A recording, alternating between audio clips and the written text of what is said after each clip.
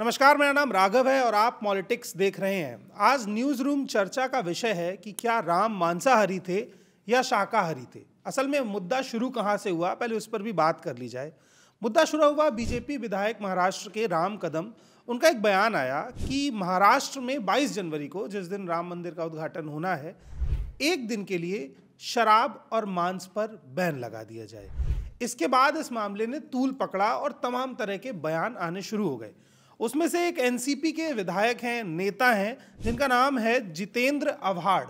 उनका एक बयान आया कि हम जिस राम को मानते हैं वो राम बहुजन हैं, जंगल में जाकर के शिकार करते हैं, मांस खाते हैं और हम उन राम की पूजा करते हैं, तो वो इस बयान का समर्थन करते नहीं दिख रहे हैं। इसके बाद हुआ क्या कि मेन स्ट्रीम मीडिया हो या सोशल मीडिया, हर जगह ये मुद्दा फैल गया और इस बात पर बहस होने लगी कि क्या राम मांसाहारी थे या फिर शाकाहारी थे। तमाम तरह के वेदों उपनिषदों के अलग अलग कोटेशन कोट किए जा रहे हैं और हर धड़ा अपनी बात को साबित करना चाहता है।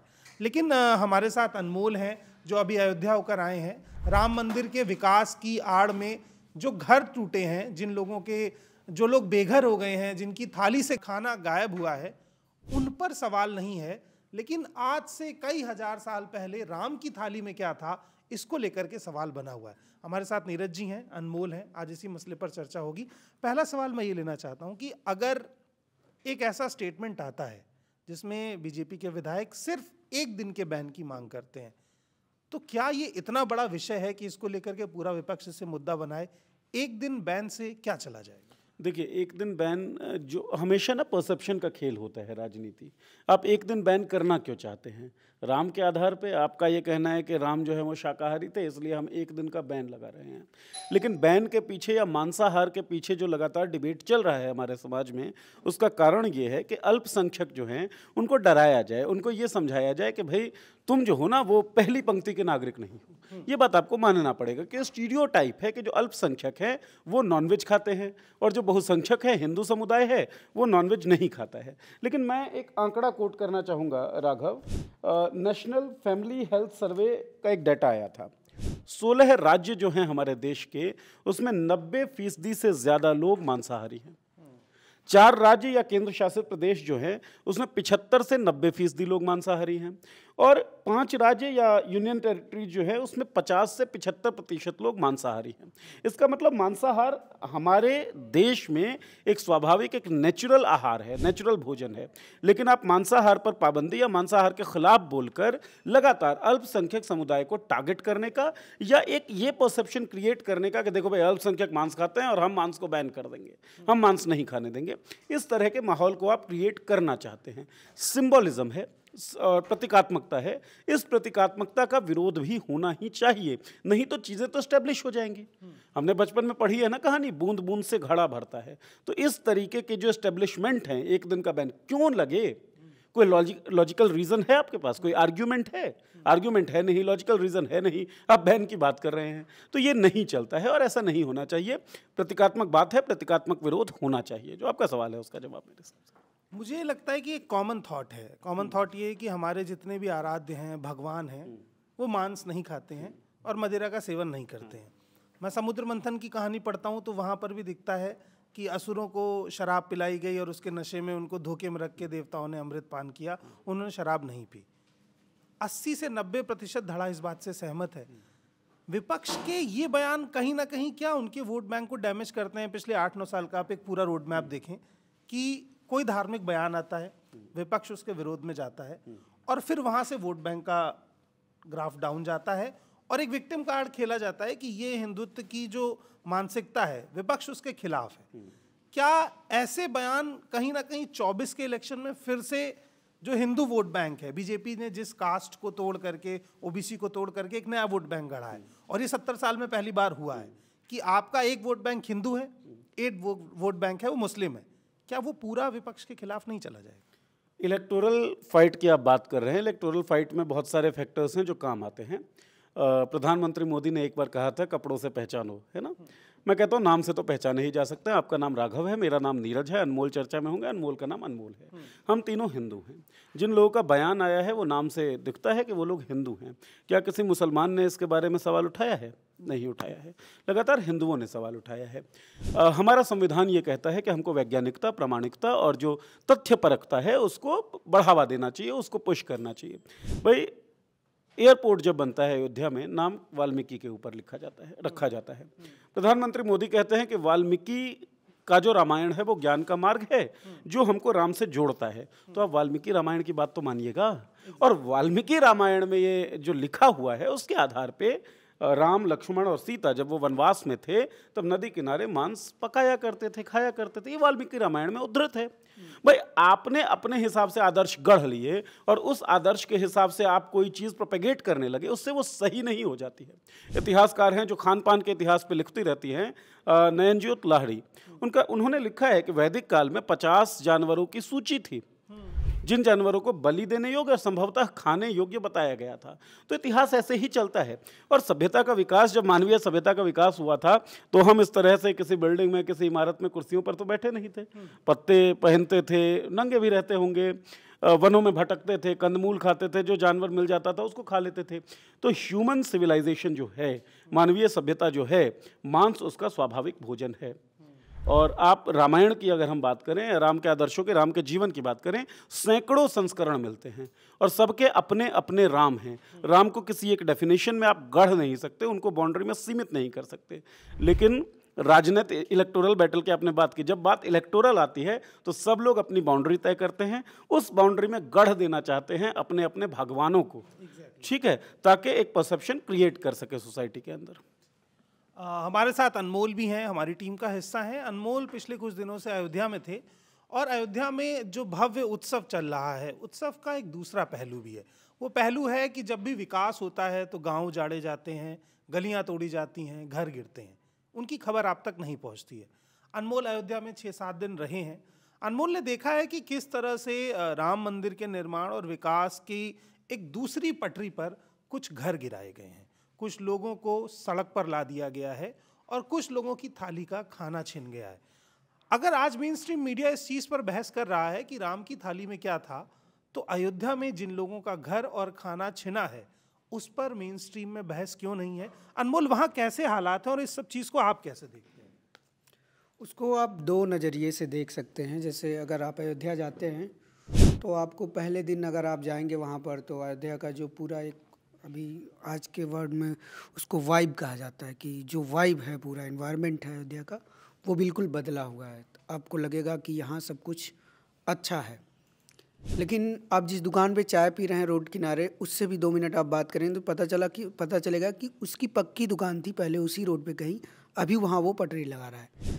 जहाँ फिक्स नहीं है कि वो पटरी कब तक लगाएगा और नगर निगम वाले कब उसको हटा सकते हैं। उसके पीछे के 2 रीज़न हैं कि एक तो सड़कों का चौड़ीकरण हुआ व्यापक रूप से, जो कि ज़रूरी भी है, चौड़ीकरण होना था। अब इतना बड़ा मंदिर बन रहा है तो श्रद्धालु आएंगे, उसके लिए तो ट्रांसपोर्ट के लिए सड़कों का चौड़ीकरण ज़रूरी था। लेकिन उसमें मसला ये आया कि लोगों को मुआवजा प्रॉपर नहीं मिला। उसके पीछे कानूनी पेंच ये है कि ये कहा जाता है कि ये सब नाजुल की या फिर पट्टे की ज़मीन थी, सरकारी भाषा में उसको कहें कि सरकार ने पट्टे पे दिया था, मतलब ये इस पर इनका मालिकाना हक नहीं था, ये इस पे रहते थे, इसलिए सरकार ने वापस ले लिया। लेकिन वो रहते बहुत पहले से थे, मतलब 100 साल से या उससे ज़्यादा से भी कुछ लोग रह रहे होंगे। तो अब उनको मुआवजा मिला 1 लाख, 1.5 लाख, 80,000, 60,000, इस तरह से लोगों को मुआवजा मिला।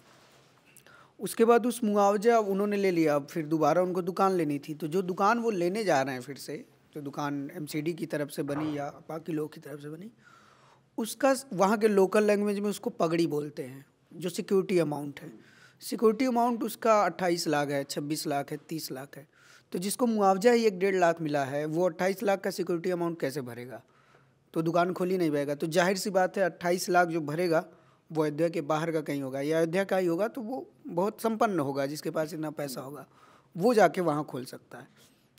तो ये जो नैरेटिव सेट किया गया कि अयोध्या के लोगों का विकास हो रहा है, अयोध्या का विकास हो रहा है, वो कहीं ना कहीं उस नैरेटिव का जो स्याह पक्ष है वो ये है कि अयोध्या के लोगों का विकास नहीं हो रहा। अयोध्या में बिल्डिंगें बन रही हैं, सड़कें चौड़ीकरण हो रहा है, लेकिन अयोध्या के लोगों का विकास अगर आप देखेंगे तो फिर आपको, मतलब वहाँ आप किसी से 15-20 मिनट अगर आप बात करेंगे किसी महिला से जिसका घर वर टूटा हो या टूटने वाला हो, तो वो थोड़ी देर बाद रो देगी। ये सिचुएशन है। एक महिला से हम मिले, मैं थोड़ा सा फिगर दे दूं। अयोध्या का जो राम पथ है, जो मुख्य मार्ग है, जो फैज़ाबाद के शहादतगंज से लेके नया घाट तक जाता है, 13 किलोमीटर उसकी डिस्टेंस है। उसमें जो है कुल 2200 दुकानें उस रोड पर तोड़ी गई थी। चौड़ीकरण हुआ था जब उसका 20 मीटर उसको चौड़ा किया गया। 800 घर तोड़े गए थे, 30 मंदिर थे, 9 मस्जिदें थी और 6 मज़ार थे। ये इतना तोड़ा गया था, ये ऑफिशियल फिगर है। लेकिन फिगर इसके अलावा भी, जैसे ये पक्के चीज़ों का है या उसके कुछ उसमें ऐसे थे जो टीन के घर थे, है ना, कुछ खपरेल रहे होंगे। इस तरह के कुल जो वहाँ के व्यापार मंडल का आंकड़ा है वो 4000 का है, और ये सरकार का आंकड़ा है 3000 के करीब सरकार का आंकड़ा है। जो व्यापार मंडल का आंकड़ा है वो उनका कहना है कि 4000 है, 3000 से ज़्यादा है एक्चुअल फिगर। तो अब वो जो घर टूटा लोगों का, उसमें से बहुत सारे लोगों को बहुत मिनिमम मुआवजा मिला। जैसे एक महिला थी सुशीला देवी, 70 साल की इकलौती, उनकी शादी हुई थी लेकिन उनकी पति से बनी नहीं, तो फिर वो वापस अपने मायके ही आ गई। यहाँ उनके माँ बाप रहते थे, फिर वो अपने माँ बाप के घर में रहने लगी। परिवार में कोई था नहीं, तो वो अकेले थी। घर में एक छोटी सी दुकान थी, वो चलाती थी, पीछे उनका घर था। वो पूरा उनका घर जो है रोड में आ गया। वो रोड 1 लाख उनको मुआवजा मिला। उनको ये कहा गया कि आपको हम बसाएंगे, आपको अच्छी जगह देंगे। तो एक होता है काशीराम आवास बना है हर शहर में, तो वहाँ भी बना है। तो टेम्परेरी तौर पे इनको काशीराम आवास ले जाके शिफ्ट कर रहे थे लोग। तो ये गई तो इन्होंने देखा कि उसकी हालत जो है बहुत ख़राब है। तो इन्होंने कहा कि यहाँ तो नहीं रह पाऊँगी, मुझे कहीं और दीजिए, यहाँ कैसे रहूँगी। तो उन्होंने कहा कि ठीक है, हम दे देंगे, आप चिंता मत करो, पहले देंगे फिर तोड़ेंगे आपका। लेकिन इनकी तबीयत ख़राब हो गई, तो ये हॉस्पिटल में थी, इनका टूट गया घर। जब ये आई तो इन्होंने देखा कि सब साफ़ है। फिर ये लेखपाल के पास गई। पहले डीएम वगैरह सब आए थे, फिर मिल ही नहीं पाए। फिर लेखपाल के पास गई। लेखपाल ने कहा कि अब क्या तुमको डीएम का आवास दे दें हम, क्या चाहिए तुमको। फिर वो बुढ़िया अपना जो बिस्तर उस्तर बचा था उस समेटी, कंबल उम्बल, और 2 महीने तक, जो उन्होंने बताया हमें कि 2 महीनों तक वो फुटपाथ पे सोई हैं, गत्ता बिछा के। वो कह रही थी, मतलब गत्ता मतलब फोम जो होता है, कर्टन, तो उसको बिछा के वो सो रही थी। और अभी वो वृद्धाश्रम में है, जहाँ ना कोई उनसे मिलने आता। उनको सबसे बड़ा दुख यही है कि वहाँ थी तो कोई रिश्तेदार भी आ जाता था मिलने, यहाँ तो कोई मिलने भी नहीं आ रहा है। ये सिर्फ एक महिला की कहानी, ऐसी कई कहानियाँ हैं, बहुत सारी कहानियाँ हैं। और काफ़ी हद तक इस बात से सहमत भी दिखते हैं कि राम का जो कैरेक्टर है, जो वाल्मीकि रामायण पढ़ें, आप तुलसीदास के रामायण पढ़ें, वो कहीं भी डोमिनेटिंग कैरेक्टर नहीं दिखता है कि राम आपको डोमिनेट कर रहे हैं अपनी पूजा के लिए, अपने आदर्शों को मानने के लिए। राम का कैरेक्टर शांत कैरेक्टर है, उनके हाथ में तलवार नहीं है, वो न्याय के पक्षधर हैं। बाली ने सुग्रीव से घर छीन लिया है तो उसको घर दिला रहे हैं वापस से। यहाँ राम के नाम पर लोगों के घर छीने जा रहे हैं। तो ये एक उल्टी रामायण चल रही है जिसे सरकार अपने हाथ से खुद लिख रही है और आपको बता रही है कि राम भारतीय जनता पार्टी ज्वाइन कर चुके हैं, और उस नज़रिए से अब आपको राम को देखना होगा। मैं एक आंकड़ा आपको देना चाहूँगा। यहाँ पर एक निर्देशक लेखक हैं अभिषेक मजूमदार, जो अपने इंडियन एक्सप्रेस के लेख में लिखते भी हैं कि यदि हम वाल्मीकि, कंब, कृतिवास और तुलसी के संस्मरणों को लें तो 2 से 3 बार इन सभी की लिखी हुई रामायण या राम से जुड़ी हुई कहानियों में मांस के सेवन का जिक्र मिलता है। मुझे लगता है कि अगर जिक्र मिलता है तो एक झूठा परसेप्शन क्यों गढ़ा जाए कि राम मांस नहीं खाते थे। ये तो राम के संघर्षों के साथ भी अपमान होगा कि उन्होंने जो किया उस पर हम मिट्टी डाल के उसे छुपा दें। मैं एक चीज़ बस और पूछूंगा कि राम जैसे वास्तविकता में है कि वो अपने पिता के सामने तेज़ आवाज़ में नहीं बोल रहे हैं, उनके एक बार कहने पर 13 साल के लिए वनवास ले रहे हैं, अपनी पत्नी के साथ जंगलों में घूम रहे हैं, फिर कोई और व्यक्ति मिलता है जिसका नाम सुग्रीव है, वो उसकी लड़ाई के लिए लड़ रहे हैं। कहीं भी उनका व्यक्तित्व ऐसा नहीं दिखता है कि मैं रूल करूंगा, मैं एक राजा हूं। ये व्यक्तित्व रावण में दिखता है कि मैं रूल करूंगा और दुनिया मेरे हिसाब से चलेगी। क्या इसको पलटने की कोशिश हो रही है? बेशक इसको पलटने की कोशिश हो रही है। अनमोल ने जो कहानी सुनाई अयोध्या की, जो ये देख के आए हैं, जो इन्होंने ऑब्जर्व किया है, एक कवि हैं हरिओम पवार, हालांकि मैं बहुत ज़्यादा उनको पसंद नहीं करता हूँ, लेकिन उनकी एक कविता में 2-3 लाइन्स हैं जो सब लोगों को पढ़नी चाहिए राम के बारे में। वो लिखते हैं कि राम नहीं मिलते ईंटों गाराओं में, राम मिले निर्धन के अश्रु धाराओं में, राम मिले हैं वचन निभाती आयु को, राम मिले हैं घायल पड़े जटायु को, राम मिले ममता की माँ कौशल्या को, राम मिले हैं पत्थर बनी अहिल्या को। तो राम सब्र का नाम है। राम जब्त करने का नाम है, राम मोहब्बत करने का नाम है, राम प्रेम करने का नाम है। आपने जो एक बात कही उसमें मैं ऐड ऑन करना चाहता हूँ। चलिए मान लीजिए कि तमाम रामायणों में जो जिक्र मिलता है राम के मांसाहारी होने का वो गलत है। मान लीजिए राम शाकाहारी थे, मान लीजिए राम कंदमूल खाते थे, उससे ये फैक्ट बदल जाएगा कि हमारे देश में इस वक्त बहुसंख्यक, संख्या के हिसाब से मैं बात कर रहा हूँ, वो नॉन वेजिटेरियन हैं। और अगर उनकी फूड हैबिट वो है तो उसकी आज़ादी हमारा संविधान देता है ना। भाई हमको रामायण और महाभारत में जाके थोड़ी खोजना होगा कि हम मांस खाते थे राम के, नहीं खाते थे, वो खाते थे तो हम खाएंगे, नहीं खाते थे नहीं खाएंगे। संविधान आपको एक अधिकार देता है और आपकी एक फूड हैबिट है, उसका प्रोटेक्शन होना चाहिए और आपको वो आज़ादी मिलनी चाहिए कि आप खाएं। लेकिन यही प्रोटेक्शन लोग देना नहीं चाहते, इसी संविधान को लोग बदलना चाहते हैं, इसीलिए वो राम को बदल रहे हैं। आपने जो छवि की बात की उसमें मैं ऐड कर देना चाहता हूँ कि हनुमान, जब ये नाम किसी के जहन में आता है तो तस्वीर क्या उभरती है? मेरे अंदर जो तस्वीर उभरती है हनुमान की, कि हनुमान एक घुटने पर बैठे हुए हैं, छाती चीर के दिखा रहे हैं, जिस छाती में राम सीता की मूर्ति है, वो राम दरबार की मूर्ति है जो चलती है हनुमान की। वो हनुमान बहुत शालीन है, बहुत विनम्र हैं। लेकिन आज आप हनुमान की तस्वीरें देख लीजिए जो गाड़ियों पर लगी हुई हैं, कितने क्रोधी हनुमान है वो। राम की तस्वीर हमेशा सीता के साथ या लक्ष्मण के साथ दिखती है, हनुमान के साथ दिखती है, बहुत विनम्र, बहुत शालीन। जब ये फिल्म आई थी, मनोज मुंशिर शुक्ला के डायलॉग्स लिखी हुई आदि पुरुष, तो मेरा जो सबसे पहला आवेश था वो ये कि यार राम इतना क्रोधी कैसे हो गया, राम इतना गुस्सैल कैसे हो गया? राम तो विनम्रता की निशानी है ना, शालीनता की निशानी है। आप उस शालीनता को, उस विनम्रता को, उस इंक्लूसिवनेस को हटा देना चाहते हैं। इंक्लूसिवनेस जब मैं बात कह रहा हूँ तो उसमें कास्ट और जेंडर के बहुत सारे डिस्कोर्स हैं जिसके बारे में चर्चा हो जानी चाहिए, लेकिन फिर भी इंक्लूसिव तो है ना राम। आप इंक्लूसिव नहीं है और आपके एक्सक्लूसिव पॉलिटिक्स को वो सूट नहीं करते हैं, तो आप उनकी छवि को बदल देना चाहते हैं, आप एक नया राम गढ़ देना चाहते हैं। लेकिन वो राम बीजेपी का राम होगा, वो राम इलेक्टोरल राम होगा। अब मुझे लगता है हमारे देश में दो राम हैं, एक आस्थाओं वाले राम और एक राजनीति वाले राम। ये हम सबको समझना होगा। तो कहीं ना कहीं इस चीज़ से मैं भी सहमत दिखता हूँ इस मसले को लेकर के कि रामायण में या अन्य तरह की तमाम कहानियों में, लोकोक्तियों में इस बात का जिक्र हो या ना हो, मगर राम कभी ये आपसे नहीं कहते कि आप वही करें जो उन्होंने किया है। समय समय पर सही की परिभाषा वक्त के हिसाब से बदलती है और फिर नई परिभाषा गढ़ी जाती है। फिलहाल एक पहलू वो था अयोध्या का जो अनमोल के नज़रिए से आपने देखा, एक पहलू वो है अयोध्या का जो मेन स्ट्रीम मीडिया के नज़रिए से आप देखेंगे। लेकिन एक आखिरी सवाल अनमोल आपसे फिर हम लेंगे कि उस तमाम पहलू में जो वो तमाम लोग हैं जिनके घर गए, क्या उनका गुस्सा सरकार के साथ साथ अब राम के प्रति भी है? राम के प्रति गुस्सा क्यों होगा? राम थोड़ी कर रहे हैं सब। ऑब्वियस सी बात है कि राम के प्रति उनका गुस्सा नहीं है, लेकिन हाँ उनका गुस्सा इस बात को लेकर ज़रूर है कि भगवान राम को फैक्ट्री बना दिया गया है। और ये बात मैं नहीं बोल रहा हूँ, मैं विक्टिम्स को कोट कर रहा हूँ, वो हमारी वीडियो में देखेंगे आप, वो ये बात बोल रहे हैं कि भगवान राम को यहाँ पर कारखाना बना दिया गया है।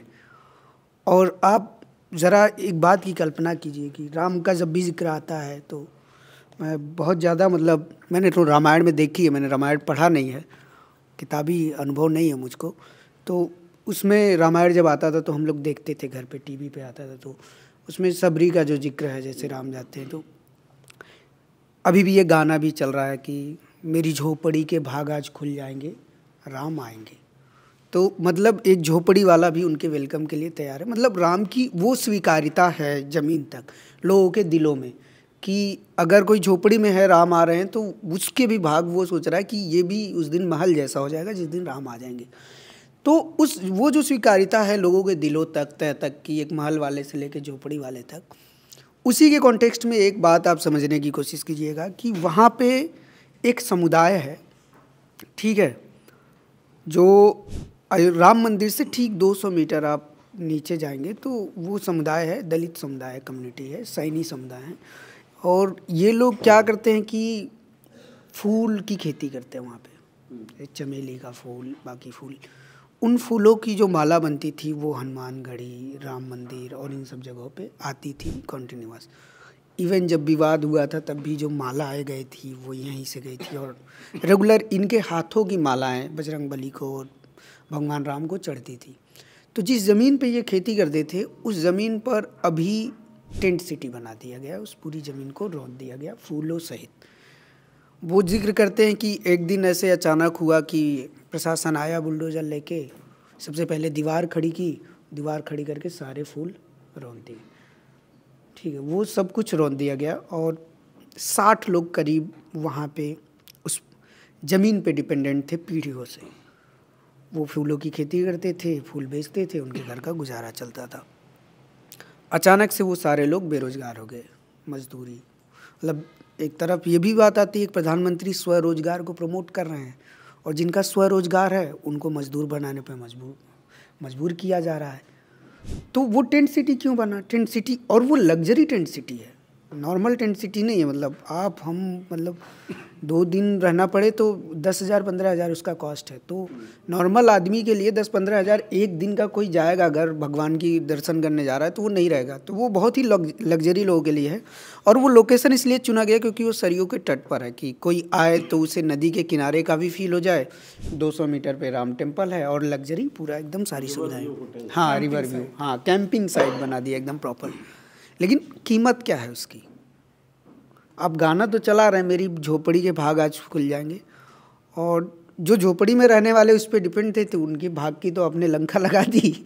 तो वो खुद ही आज बेरोजगार और मजदूरी पे मजबूर हैं। और दूसरा पहलू इसका ये है, चलिए आपने ज़मीन छीन ली, वहाँ कुछ कर दिया, बना दिया टेंट सिटी, घर तो मत तोड़ो, वो रोड जो है वो पंचकोसी परिक्रमा मार्ग पे आता है, तो उस रोड का भी चौड़ीकरण हो गया। तो लोगों के जो आगे के फ्रंट के 12-12, 13-13 फुट घर के थे वो घर भी चला गया, मतलब घर भी टूट गया, जहाँ खेती करते थे वो भी चला गया। तो अब उनके मन में एक ही सवाल है कि क्या भगवान राम होते तो वो ये सब करने देते या ऐसा हो पाता? ये सवाल मैं आप लोगों से भी पूछूंगा। आप लोग वीडियो देखिएगा, ज़रूर बताइएगा कि क्या भगवान राम होते तो उनकी आंखों के सामने ये सब होता तो होने देते? ये उनका सवाल है। और ये काफ़ी हद तक सही सवाल भी है, क्योंकि राम राज्य की जो संकल्पना गढ़ी जाती है उसमें उसको न्याय का राज्य दिखाया जाता है, जहाँ किसी के साथ गलत नहीं होगा, जिसके साथ गलत होगा वो सीधे राजा से मिल सकता है, इतनी स्वीकार्यता है। फिलहाल आपने उन दोनों पहलुओं को देखा और समझा कि एक तो ये सवाल कि राम के खाने से हमारे वर्तमान समय का क्या संबंध है, दूसरा ये सवाल कि जो अभी राम राज्य में अयोध्या में हो रहा है वो कितना नैतिक और संवैधानिक है। इन दोनों पहलुओं के साथ हम इस वीडियो को ख़त्म करेंगे और एक आपको और जानकारी भी देंगे कि पॉलिटिक्स आपकी किसी भी धार्मिक भावना को आहत नहीं करना चाहता है, लेकिन हम उन तमाम मुद्दों पर बात करेंगे जिन पर मेन स्ट्रीम मीडिया भी बात नहीं कर रहा है। ऐसी तमाम अपडेट्स के लिए हमारे साथ जुड़े रहिए, पॉलिटिक्स को सब्सक्राइब करिए और हमारी इस चर्चा को रोज़ का रोज़ देखने के लिए आपको हमारे साथ जुड़ना होगा। धन्यवाद।